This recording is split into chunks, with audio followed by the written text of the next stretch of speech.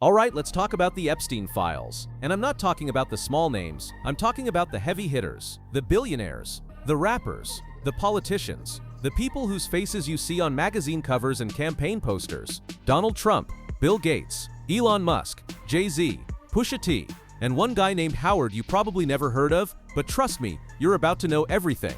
But here's what you need to understand first. The Department of Justice had a problem. Congress passed a law demanding every single document be released. Every single one. So what did the DOJ do? They stalled. They delayed. And finally they said, okay, fine.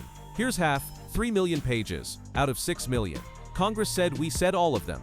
The DOJ claimed they were protecting victims. Maybe, maybe not, but what they did release. It's enough to make your head spin.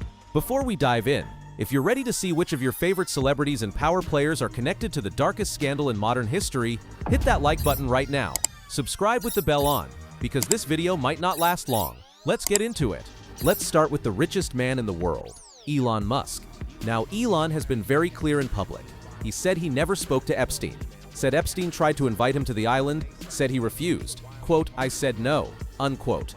Well, the files tell a different story.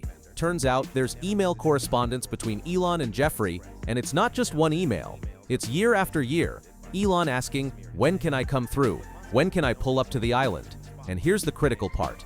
This is after everyone knew. After 2005. After the crimes were public. After the world knew what Epstein was doing. See, most billionaires and politicians, they all have the same excuse. Oh, I cut him off in 2005. Or, I stopped talking to him in 2008. But Elon? He's hitting up Epstein in 2012, Christmas 2012, asking about the wildest parties, saying he and his wife want to come. Want to know what's really embarrassing? Elon's last message to Epstein. He's excited. He's ready. He asks, is the helicopter coming? And Epstein? He ghosts him. Responds saying, I won't be at the island. I'll be in New York. Imagine that, getting rejected by Jeffrey Epstein. Elon Musk, the man who lands rockets, couldn't land an invite to Epstein's island. Now let's talk about William. Bill Gates, the philanthropist, the computer genius, the guy who wants to save the world. According to the files, Epstein was drafting emails to himself, notes about Bill, detailed notes. Allegedly, Bill Gates was involved with Russian women, stepping out on his marriage, and apparently he caught something he then gave to his wife. And here's where it gets dark. According to these drafts, Bill Gates was begging Epstein for help, begging for antibiotics for his wife, tears in his eyes, desperate. And Epstein, he saw opportunity. Epstein loved blackmail. It was his specialty, his business model. So what does he allegedly do? He demands a house in exchange for silence, a house in exchange for helping Melinda. Now, Bill Gates denies all of this, says it's fiction, says he never had any inappropriate relationship with Epstein. But these aren't random rumors. These are emails the FBI recovered. Emails Epstein wrote to himself. The question is, why would Epstein make this up? And if it's true, what else don't we know? Drop a comment below if you believe these billionaires are telling the truth, or if you think they're scrambling to cover their tracks. Here's where the story shifts, because Elon and Bill Gates, they show up in emails, written evidence, but Donald Trump, Jay-Z, and Pusha T, they appear in something different. Allegations, witness statements, people coming forward saying, I saw them, I was there. Donald Trump shows up repeatedly. Multiple accounts, graphic details about parties, about what happened behind closed doors, about his own gatherings. Then there's Jay-Z and Pusha T. They appear once in the files, according to what we know. One accuser, 1994, a party. Harvey Weinstein was there, Jay-Z was there. But here's the disturbing part. The accuser describes how they got to these parties, through handlers, people like Pusha T. According to the statement, Pusha T would give them something to make them sleepy, and they'd wake up at these parties, disoriented, vulnerable. Now I need to be clear, these are allegations, not convictions, but they're in the official files, released by the Department of Justice, and they match a pattern we've seen before. Powerful men, young women, drugs, control. If you want me to do a deep dive specifically on the hip-hop connections to Epstein, let me know in the comments. Say D the Rap Deep Dive and I'll make it happen. Now let me introduce you to Howard Lutnik, Secretary of Commerce, Trump's guy, Epstein's next-door neighbor. A few years back, when Epstein was all over the news, Howard did an interview. He was angry, furious, said don't ever mention his name with Epstein, said he had nothing to do with him. Let me tell you exactly what he claimed.